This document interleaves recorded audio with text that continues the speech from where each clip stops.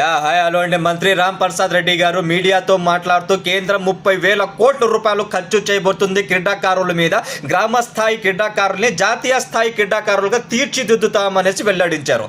So ఈ 30,000 కోట్ల రూపాయల్లో ఎంతవరకు అవినీతి జరుగుతుందో ఇంకో 5 ఏళ్ళు తర్వాత బయటపడుతుంది. ఇలాంటి కామెంటు, ఇలాంటి స్టేట్మెంట్ ఎంతమంది మంత్రులు, ఎంతమంది సీఎంలు ఇచ్చారో ఒకసారి మీకు కనుక తెలిస్తే కామెంట్ కూడా చేయండి.